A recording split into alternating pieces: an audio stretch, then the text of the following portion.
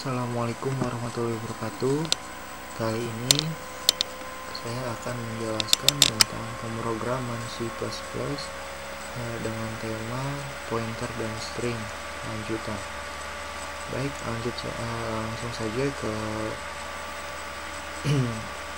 soal nomor 1, memahami konsep pointer konstan yang tidak konstan, data konstan yang tidak konstan. Nomor 1 terdapat sintaks seperti ini, dan jelaskan apa yang terjadi jika karakter konstanta diakses menggunakan x-pointer.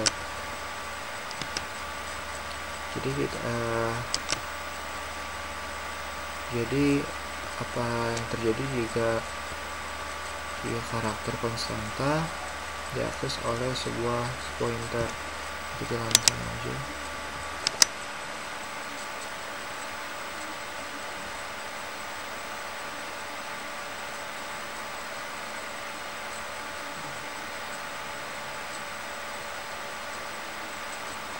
Jadi jika sebuah konstanta diakses oleh sebuah pointer akan menghasilkan seperti ini.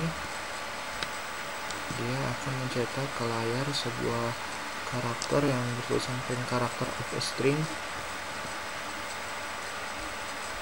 Jadi sebuah fungsi print character ini mencetak sebuah mengembalikan nilai balik menggunakan sebuah pointer dan menampilkan ke layarnya print character string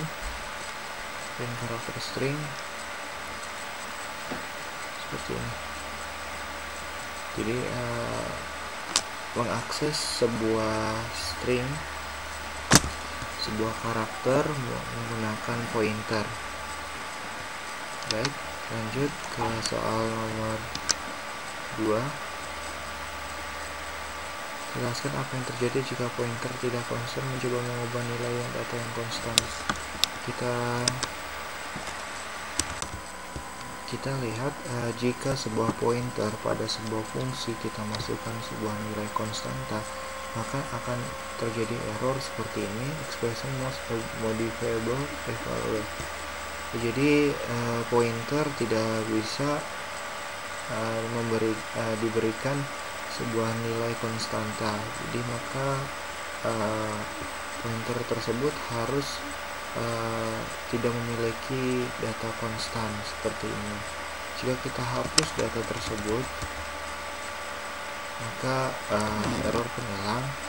Jadi kesimpulannya adalah nilai data tidak bisa dimasuki sebuah objek.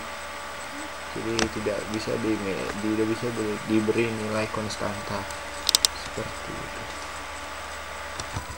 Soal selanjutnya adalah jelaskan apa yang terjadi jika pointer konstan menunjuk data yang tidak konstan. Masih terjadi error. Jadi jika di sini pointer konstan menunjuk data yang tidak konstan, maka di sini ada sebuah pesan error tentang expression must be modified evaluate. Sama seperti soal sebelumnya, jadi masih tidak bisa jika pointer konstan menunjuk data yang tidak konstan seperti itu. Kemudian jelaskan juga apa yang terjadi jika pointer konstan menunjuk data yang juga konstan. Di sini terjadi error di dua kalimat ini, dua line ini 18-19. Pada soal sebelumnya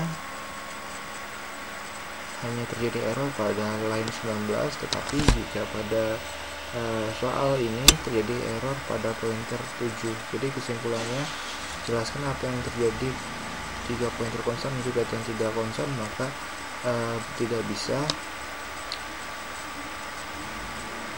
dilakukan.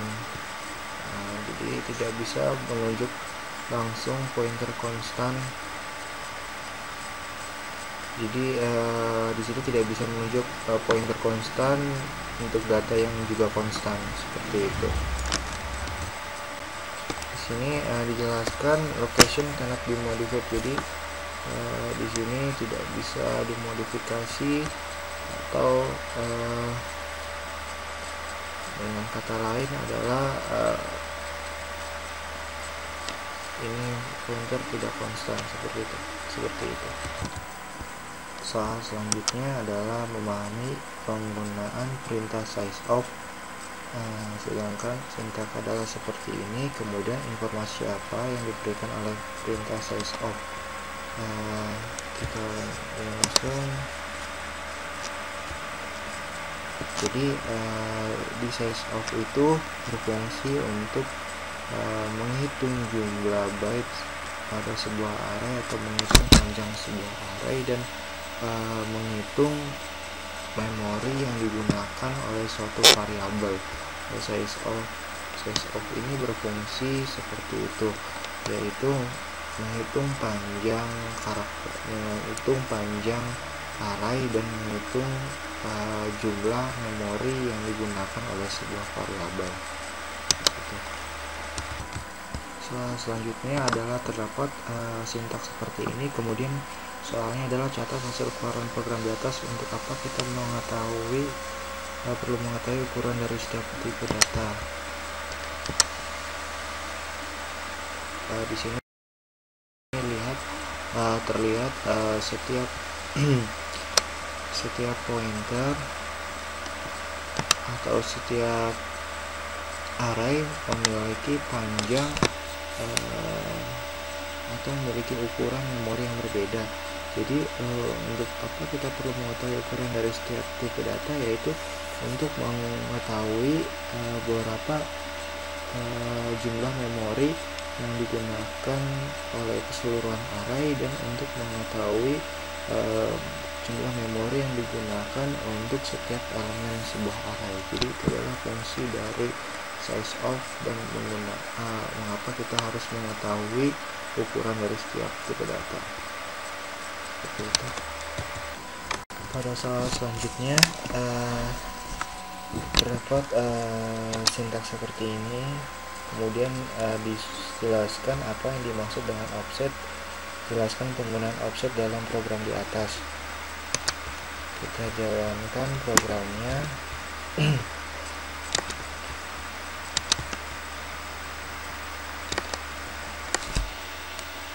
Dan program tersebut menghasilkan seperti ini. Kemudian offset sendiri dalam program di atas adalah berfungsi untuk menghitung bytes pada sebuah memori. Jadi offset sendiri adalah untuk menghitung sebuah byte yang digunakan oleh variabel, dan penggunaan offset ini ditujukan untuk seberapa banyak sebuah variabel mengambil atau memakan sebuah memori, seperti itu. Kemudian soal selanjutnya adalah jelaskan dengan singkat apa yang dilakukan oleh program di atas, apa yang dilakukan oleh fungsi run. Program di atas ini melakukan pengacakan atau pengacakan sebuah konstanta yang ada di sini. Jadi kita mengacak apa yang ada pada konstanta ini, kemudian fungsi dari run tersendiri adalah untuk merandom dari sebuah variabel yang sudah kita isi atau sebuah karakter yang sudah kita isi, kemudian karakter-karakter tersebut merandom atau mengacak sesuai apa yang kita inginkan. Itulah fungsi dari run. Kemudian soal selanjutnya adalah terdapat sintaks seperti ini, memahami penggunaan pointer fungsi. Ada sintaks seperti ini, kemudian fungsi ini adalah untuk sorting angka yang ada di sini berdasarkan ascending atau descending.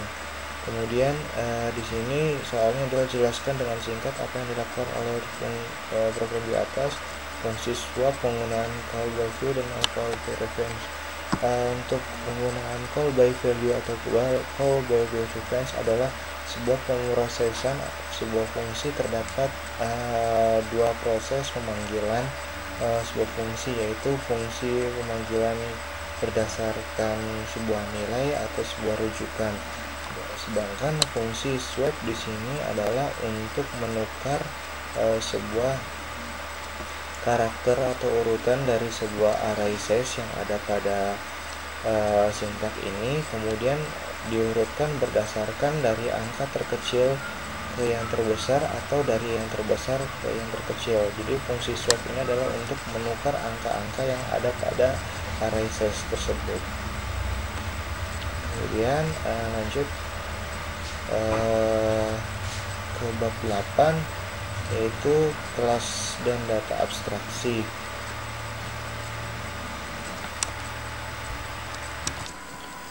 Untuk soal selanjutnya pada bab 8 tentang kelas dan abstraksi, yaitu adalah membuat objek dalam bahasa pemrograman C++.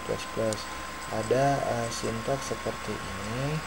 Kemudian di sini kita lihat terdapat sebuah kelas yaitu seperti Java pada umumnya kelas tersebut, tapi kelas di sini digunakan pada pemrograman C++. Kemudian pada program di atas memiliki 3 member variabel dan 2 member function sebutkan. Jadi kita lihat ke atas, pada sebuah kelas car di sini terdapat sebuah 3 variabel, 3 member variabel.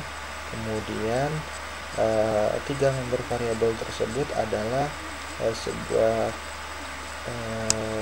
variabel array model dengan tipe data karakter, kemudian sebuah variabel price dengan tipe data float, dan sebuah variabel mileage dengan tipe data integer.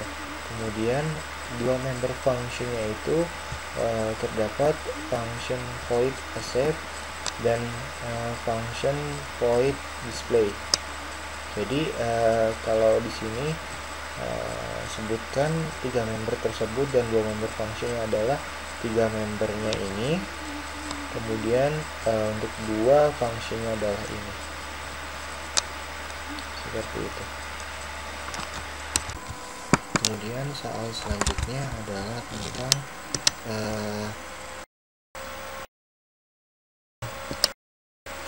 jelaskan publik pada program di atas. Jadi di sini keyword publik itu kalau kita dilihat adalah berfungsi untuk variabel dapat diakses pada semua kelas yang menggunakan kelas yang berisi variabel tersebut. Kemudian anggota pribadi dari kelas dasar hanya dapat diakses anggota yang kelas dasar. Maksud dari arti ini adalah semua variabel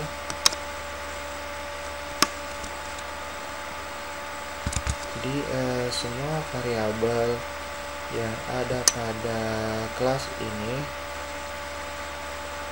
jika dia memiliki keyword public, adalah dapat diakses pada semua kelas yang menggunakan kelas yang berisi variabel tersebut. Jadi semua kelas yang ada pada di sini, yaitu kelas asset, kemudian kelas display, semua variabelnya dapat diakses oleh seluruh kelas yang ada pada keyword public tersebut. Jadi itu fungsi public.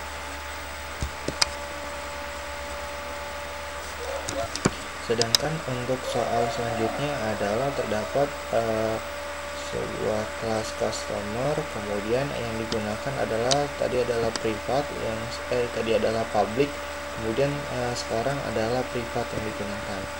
Sedangkan pertanyaannya adalah jelaskan keyword privat pada program di atas. Kita lihat lagi pada blok yang menjelaskan tentang hal tersebut.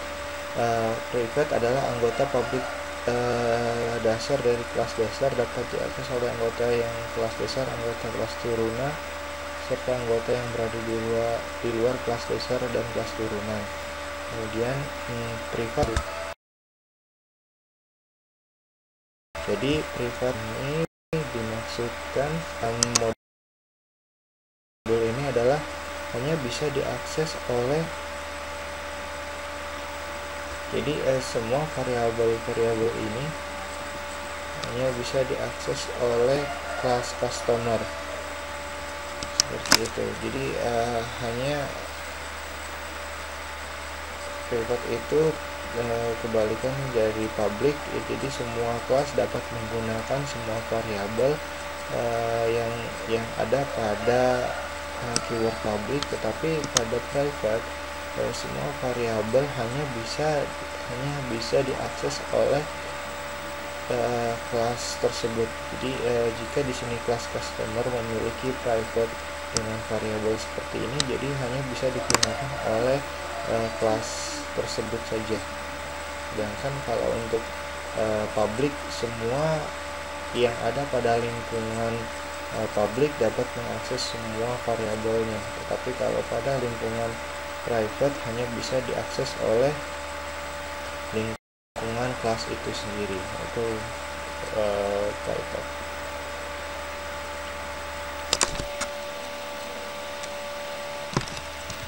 Kemudian soal selanjutnya, jelaskan keyword privat pada program di atas. Kemudian kita lihat lagi blok yang menjelaskan tentang private. Private hanya dapat diakses oleh metode dalam kelas itu sendiri. Private hanya dapat diakses pada metode dalam kelas yang sama. Jadi kita lihat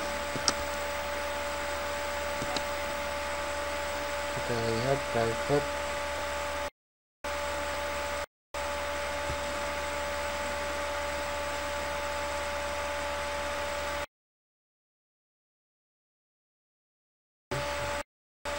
di public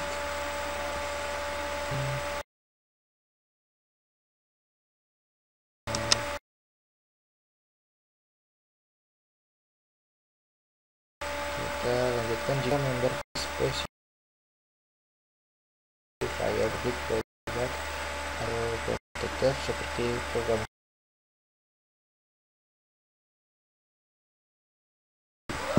Untuk penjelasan soal menurut saya, jika memiliki member variabel tidak memiliki akses specifier seperti public, private, dan protected, maka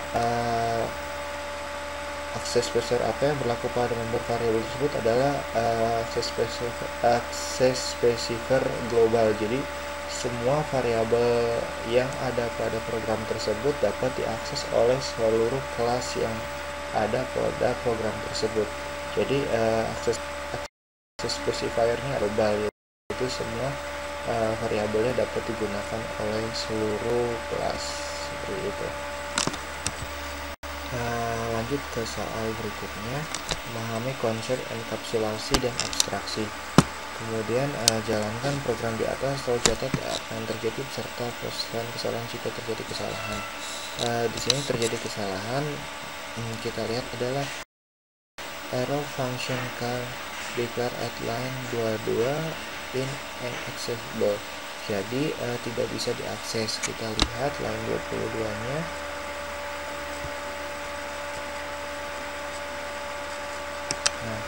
Kita lihat di sini adalah terdapat dilihat memiliki akses specifier privat. Jadi privat itu tidak bisa digunakan oleh kelas, tidak bisa digunakan, variabel ini tidak bisa digunakan oleh kelas lainnya. Ini bisa digunakan oleh, jika kita ganti private ini menjadi public, maka mungkin bisa terjadi error.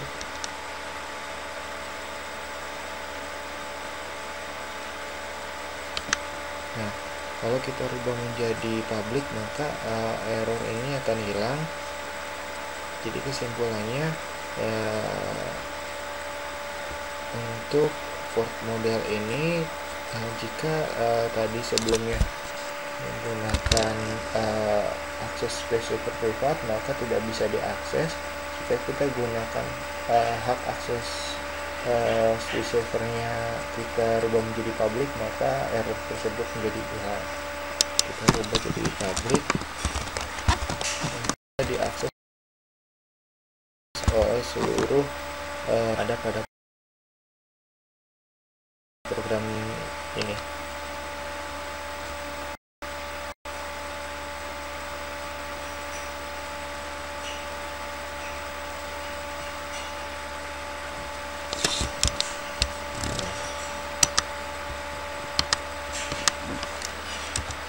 Jika tadi dirubah menjadi public, program berhasil dijalankan dengan hasil seperti ini.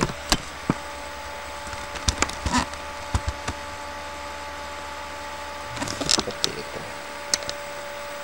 Jadi ini mengenai hak akses saja. Yang digunakan oleh akses specifier. Kemudian lanjut ke soal berikutnya, apa yang terjadi jika baris 31 dan 32 dihilangkan.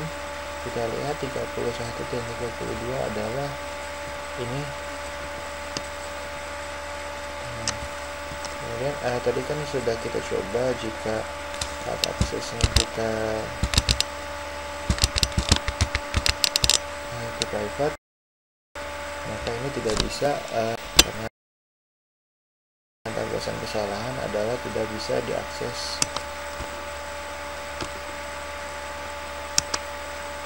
Tidak bisa diakses. Jika kita hapus ininya, apa yang terjadi? Kita hapus aja dulu. Kemudian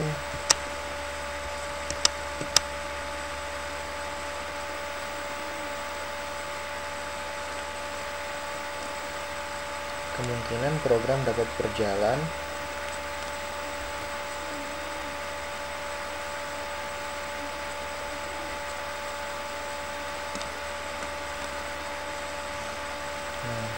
jika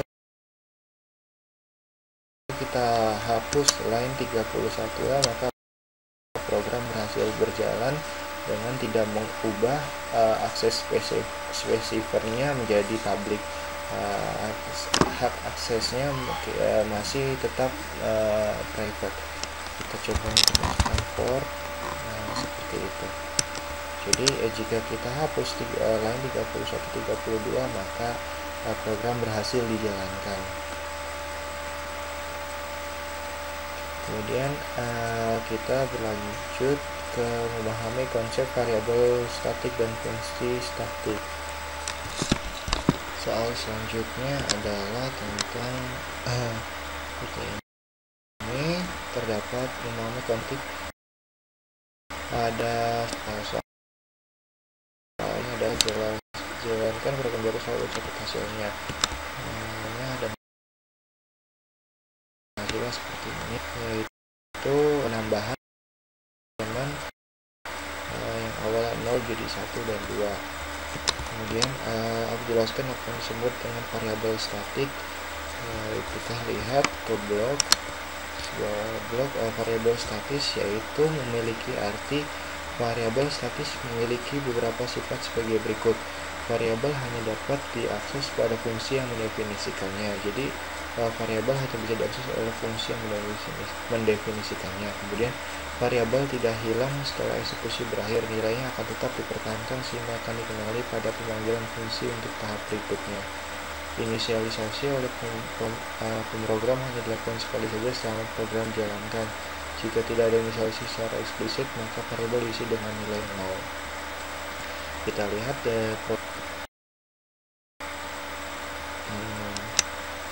jadi variabel statik ini yaitu berisi nilai 0 awalnya, yaitu integer i. Kemudian nilai ini akan dipertahankan jika tidak didefinisikan atau secara eksplisit. Jadi berbeda dengan nilai yang dinamis atau tidak statik seperti ini. Jadi nilai statik ini kalau kita lihat di bloknya adalah hanya dapat oleh fungsi yang mendefinisikannya. Jika di sini mendefinisikannya sebuah fungsi yang mendefinisikan integer i sama dengan 0 adalah fungsi increment. Jadi hanya fungsi ini saja yang dapat menggunakan yang dapat mengakses variabel tersebut.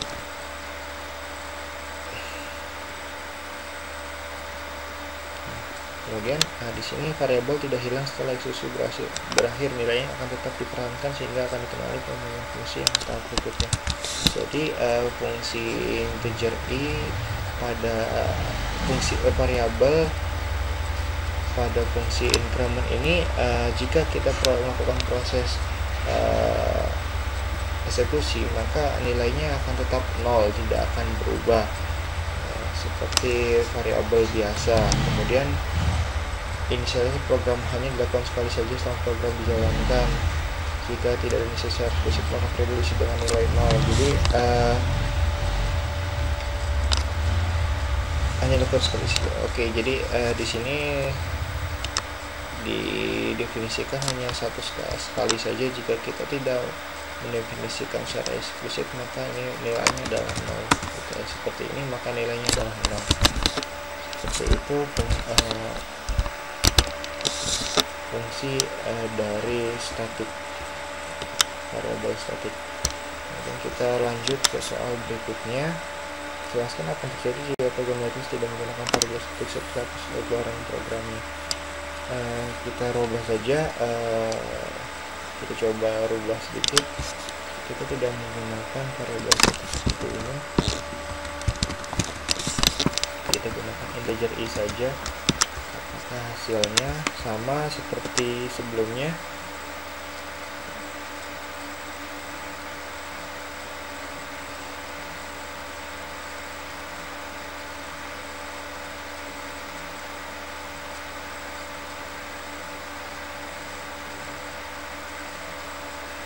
Nah, di sini jika tidak menggunakan variabel statik, maka hasilnya tetap 0.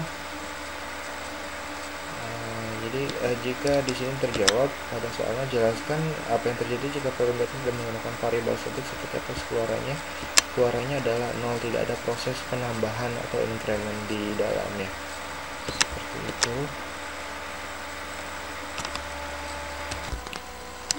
Kemudian soal selanjutnya adalah tentang ada sebuah sintaks seperti ini. Kemudian jalannya atau di atas oleh coret hasilnya. Hasil dari program ini adalah seperti ini. Kita coba run dulu programnya.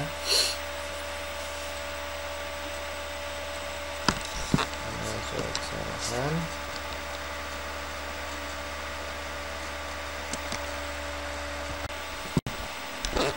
Selanjut dan hasilnya sudah saya ketikkan. Terjadi error di sini. Non-static member reference must be relative to specific object. Jadi program ini masih ada error.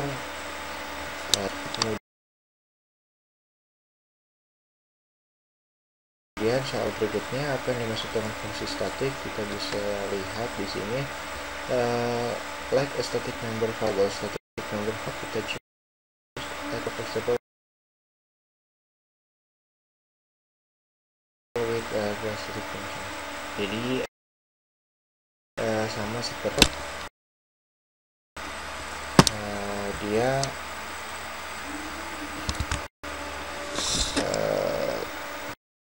hanya definisi.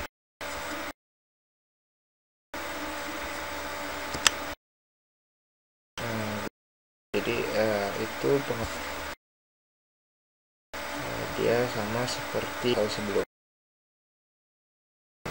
yaitu tentang variabel diakses oleh fungsi itu sendiri, dan fungsi statik pun bersifat sama seperti variabel. Sempurna apa yang dapat diambil itu masih terjadi kesalahan error seperti ini, check access friend. Lanjut ke soal berikutnya, program di atas menggunakan fungsi perancangan program dan hasilnya. Nah, di sini oleh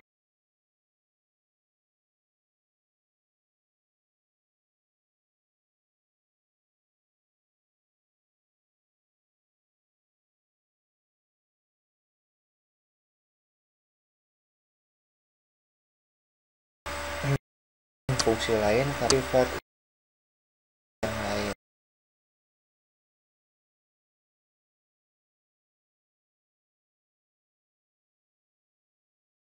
Kemudian kesalahan akses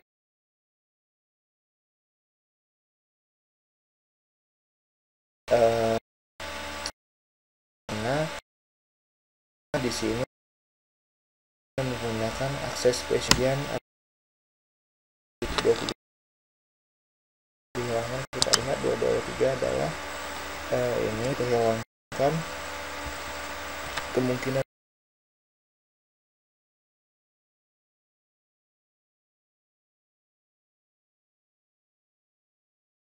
berhasil.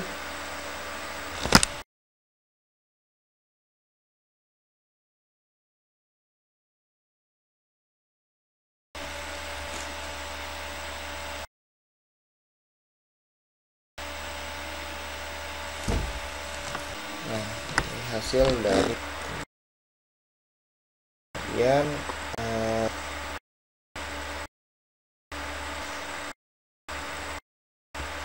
ini hasilnya soal kesimpulan apa yang dapat friend ini,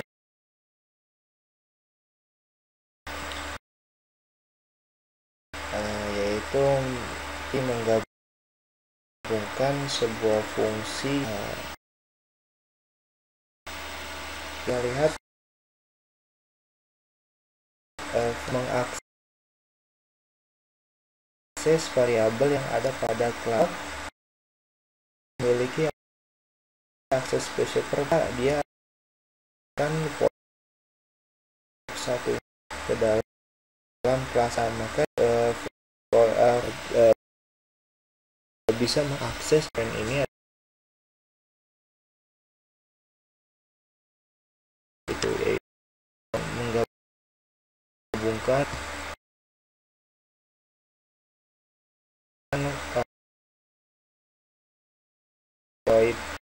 Pung 2 tidak data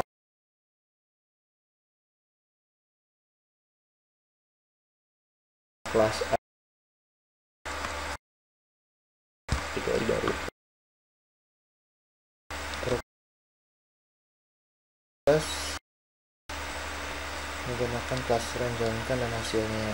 Oke, kita akan coba jalankan program ini.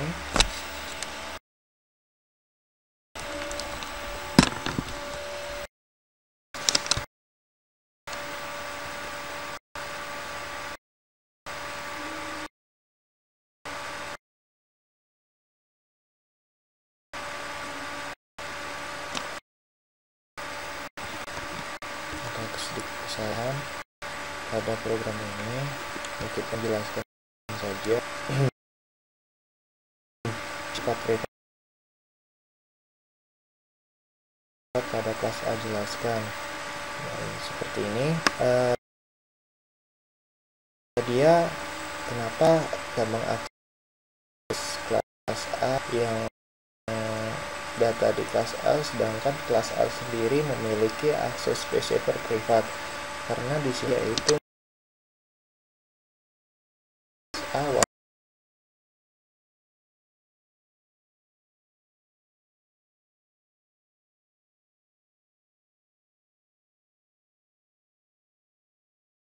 spesial di fungsi jika kelas tersebut memiliki space saver private ataupun tidak. Jadi ini hanya untuk menjoinkan. Kemudian simpul apa yang dapat diambil di atas, jika space saver privat, fungsi yang lain ingin mengakses data yang ada pada kelas A, maka harus mencantumkan friend pada kelas privat tersebut. Baru kelas tersebut dapat mengakses pada kelas yang memiliki dari program di atas. Oke, semua 7 dan 8 sudah saya coba untuk menjawab.